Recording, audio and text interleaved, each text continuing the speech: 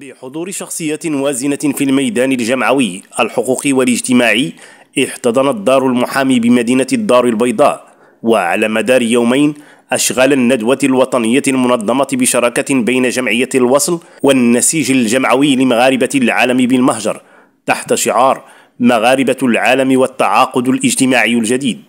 الندوة التي تندرج في إطار النقاش المفتوح بخصوص موقع مغاربة العالم من المنظومة الوطنية عرفت مشاركة مكثفة لمغاربة العالم من جميع أنحاء المعمور ومن مختلف الشرائح المجتمعية والوظيفية.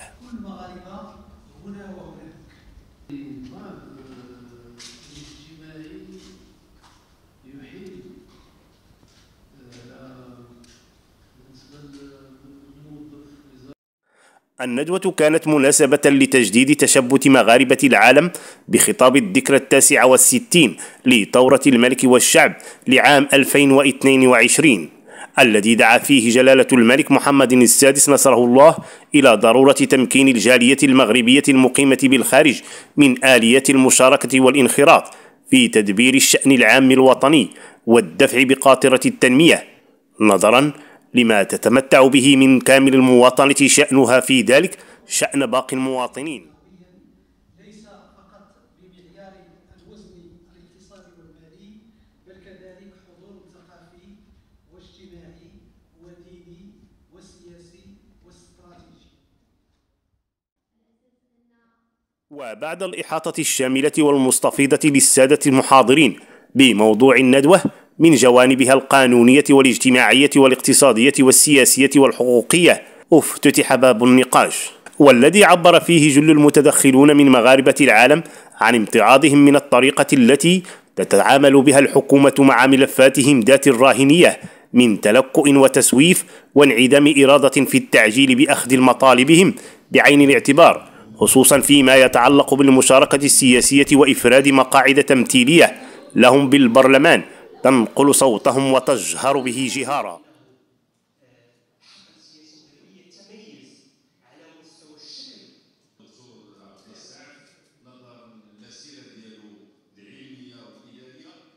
الدولة ستدافع عن الهوية الثقافية، ستحامي حافظ على الهوية الوطنية،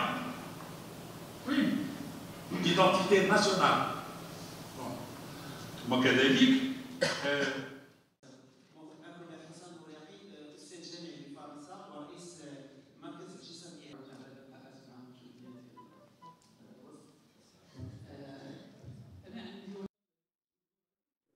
كما شكلت الندوة إحاطة شاملة بمكامن الضعف في المقاربة الرسمية لقضايا وتطلعات الجالية، داعية إلى ضرورة التصدي لهذه المقاربة بالحزم واليقظة اللازمين للم الشمل ووضع حد للنشاز والتشتت الذي يمزق أوصال الجالية.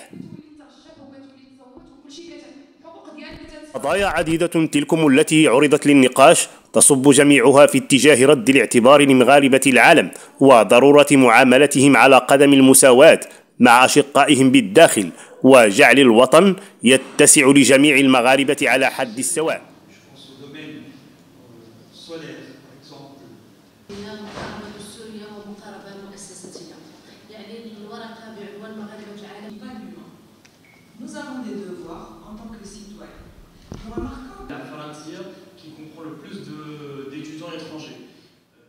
مخرجات الندوة سيتم الإعلان عنها قريبا فيما اصطلح عليه بنداء الدار البيضاء. اليوم حضرنا لهذا اللقاء اللي كتنظمه جمعية التواصل حول التعاقد الجديد فيما يخص مغاربة العالم، وكانت المداخلات كلها كتصب في الدفاع عن حقوق مغاربة الشتات في المشاركة السياسية أولا، والمشاركة السياسية عندنا هي اللي كتعني الترشيح والتصويت انطلاقا من دوائر انتخابية بدول المهجر، وطبعا التمثيلية الحقيقية والديمقراطية في جميع مجالس الحكمة. وكان في كثير من المداخلات، وبالخصوص المداخله ديالي انا اكدت على ان احنا كمجتمع مدني خصنا نقوموا بواحد النقد الذاتي، ماذا حققنا، في شنو هي النقاط اللي كنا فشلنا فيها. مثلا كثير من يدعي العمل الجمعوي هي جمعيات ديال العائلات، جمعيات ديال الربا، جمعيات مسؤوليات يمكن كتسيرها هذه الجهه وهذه الجهه من الدوله. اذا خصنا نكونوا في مستوى هذه المسؤوليات اللي علينا. دابور اولا ننظموا الصفوف ديالنا وننظموا التنظيمات ديالنا بواحد الطريقه ديمقراطيه، ونكونوا عندنا حتى عده شراكات مع مجتمع مدني عالمي، ونكونوا في منظمات دوليه. وهذا ماشي صعيب علينا، ولكن كيستلزم واحد الحد ديال واحد المستوى ديال التفكير، واحد المستوى ديال الثقافه المدنيه. محمد الرشيدي الودغيري، الرئيس منتدى أطلس كبير، منسق العام تحالف المغاربه في الخارج، وعده انشطه اخرى في الخارج وفي الداخل. اذا هذا اللقاء اليوم ديال التعاقد الجديد مع الجاليه والنظام الجديد، يعني النظام ديال القوانين المغربيه بالنسبه للجاليه.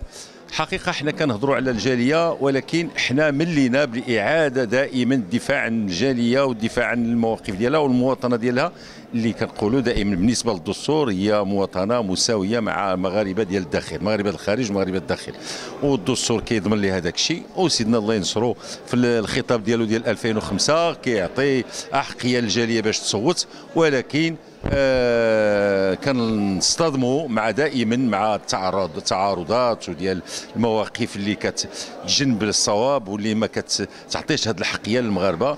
وكنعرفوا من الجاليه المواقف ديالها والمردوديه ديالها اقتصاديا بالنسبه للمغرب، وكتعرفوا رغم كانت الازمه الصحيه ديال الجائحه، كان المغاربه دائما ما نساوش بلادهم، كانوا كيدعموا بلادهم. واحسن حجه للمغاربه الخارج هما الابناء ديال الجاليه، داك الشيء اللي وصلوا لنا وداروا لنا مثلا في لا كوب دي موند، في كاس العالم بقطر، وحق شرفوا المغرب، لا الابناء ولا الوالدين ديالهم اللي يحضروا معهم ويشجعوهم.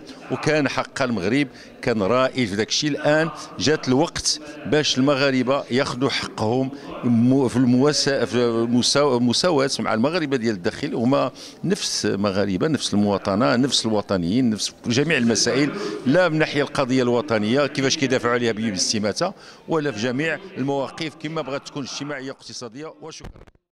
معكم منولي عبد اللطيف، رئيس الجمعيه الاوروبيه للدفاع عن المغاربه المتواجدين في الجزائر بفرنسا. الان احنا موجودين في الدار البيضاء في هيئه المحامين، بالدار البيضاء. جيت باش نذكر الخوت باللي هذه الندوه ديال مغاربه العالم وحول المهجر وحول مغاربه العالم، جيت باش كنذكر باللي الموضوع ديالنا والقضيه ديالنا تنسات. حتى حنا كنتسموا الجاليه المغربيه المقيمه بالجزائر، ولما الجزائر تم طرد بجميع المغاربه على قبل الصحراء المغربيه وعلى قبل المسيره الخضراء، حنا لحد الان مازال ما شفنا حتى شي ضوء، ونساونا نسيان كاملا، ما عرفناش شنو باغيين نديروا، وحتى شي مؤسسه او حكومه او دوله او برلمان ما اهتموش بهذه القضيه ديالنا حنايا. ودابا حنا كنطلبوا من المجلس او الوزاره الخارجيه باش تهتم بالملف، لان حتى حنا عضو من دوك الناس ديال مغاربه العالم. وشكرا. المشكل اللي كيبقى دائما مطروح هو انه هذه الجاليه اللي كتمثل 10% من الشعب المغربي، واللي عندها واحد روح المواطنه عاليه، لانها رغم البعد ورغم المشاكل ديال الهجره وديال دور يعني الدول المستقبله لها، باقي عندها تواصل مع البلاد ديالها، وباقي كتخدم البلاد ديالها في جميع المجالات. وما نساوش بان هي كتحافظ على واحد التوازن اجتماعي. الاسر المغربيه في الاعياد، في الدخول المدرسي، في الازمات الصحيه، هي دائما حاضره مع الخوت ديالها داخل الوطن. ولكن المشكل كيبقى دائما مطروح، يعني هو مشكل التواصل مع هذه الجاليه، ومشكل تقبير هذيك النصوص اللي كاينه في الدستور، واللي من حق الجاليه المشاركه السياسيه باش تعبر على مشاكلها. ومشكل ديال المجلس ولا المجالس كاع اللي يعني كتخدم الجاليه، وهي في الحقيقه ما كتخدمش مشاكل ديال الجاليه، كمجلس الجاليه اللي من 2000 وما قدم حتى شي تقرير يعني وترافع على مشاكل الجاليه، بالاضافه الى مجلس الاقتصاد والاجتماعي حتى هو تكبير هذيك المشاركة السياسية، مع أن الدستور هو دستور تشاركي، أعطي الحق للجالية أنها وأعطي فصول، يعني الفصول الأولى من الدستور للجالية باش تكون عندها واحد المشاركة وتعرف على المشاكل ديالها وتلقى حلول.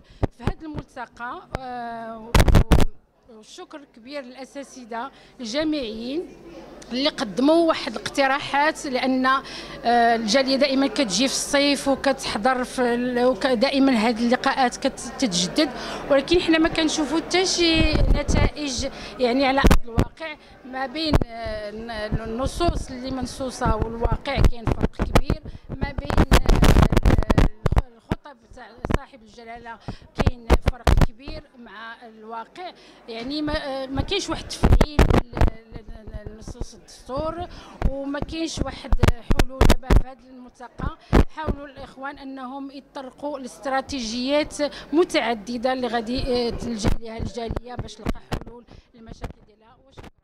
الغاليه بديتها هي من درعتها هي ضرابيه كنقول لها حتى هي رفعتني، واخيرا هاد الجميله اللي حصادنتني، ولكن كيعجبها الحال ملي كنقول لها كتحمحمني وانا عريان.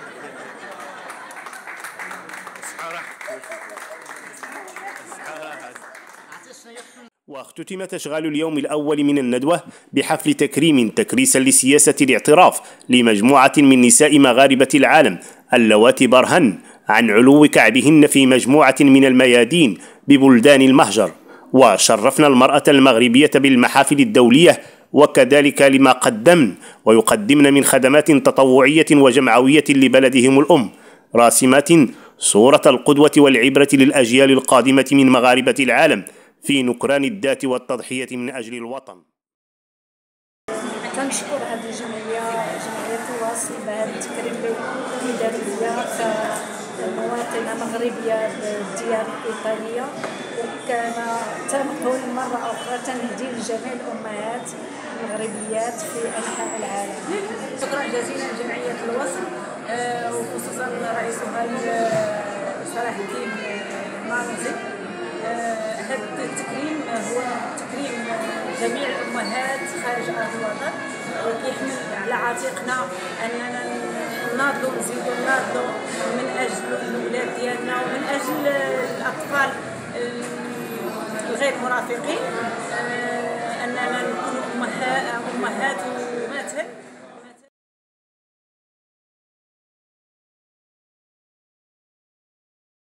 اليوم الثاني عرف تنظيم جولة ميدانية داخل أسوار المدينة العتيقة، وقف فيها المشاركون من مغاربة العالم على معالم المدينة القديمة وتاريخها العتيد ورجالاتها وأعلامها الذين ساهموا في مقاومة الاحتلال الفرنسي الغاشم.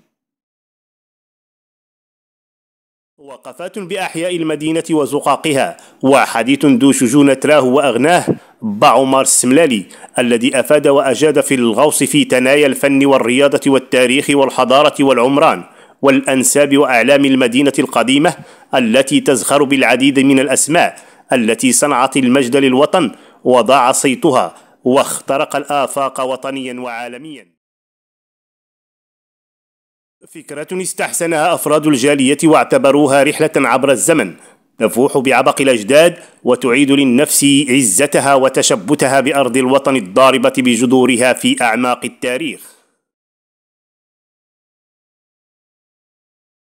وربطا للماضي بالحاضر وعمق تشبت المغاربة بوطنهم الأم واستمراره على مر الأجيال، تمت زيارة رواق أهل النية، وهو رواق بالفضاء العام مفتوح على الزوار، يضم لوحات وبورتريهات لشخصيات بصموا على تواجدهم المتميز وصنعوا مجد وعزة هذا الوطن في مختلف الميادين، آخرها ميدان كرة القدم وإنجازات المنتخب المغربي للساحرة المستديرة وتألقه بقطر، حيث أبهر العالم لا فقط بإنجازاته وانتصاراته بل بالدروس التي لقنها للعالم في الأخلاق والتعلق بالأصل والهوية والوجدان، خصوصا وأن صانعي مجد المنتخب غالبيتهم من أبناء الجالية من الأجيال المعاصرة الذين لبوا نداء وشعار المملكة الخالد: الله الوطن الملك.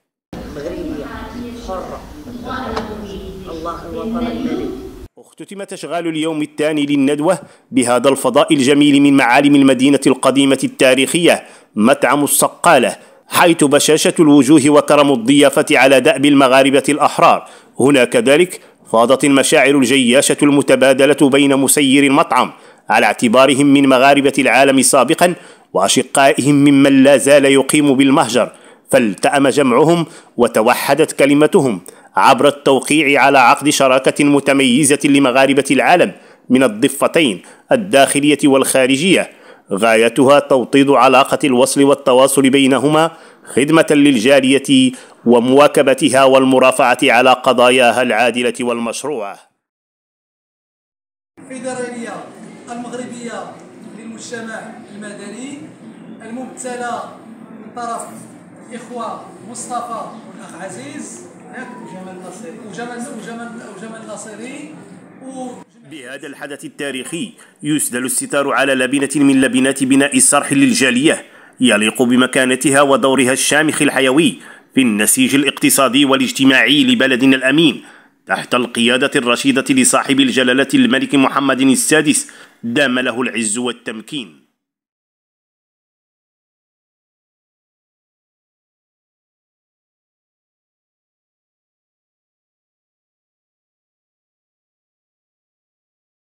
وإلى ملتقى آخر، أستودعكم الله الذي لا تضيع ودائعه.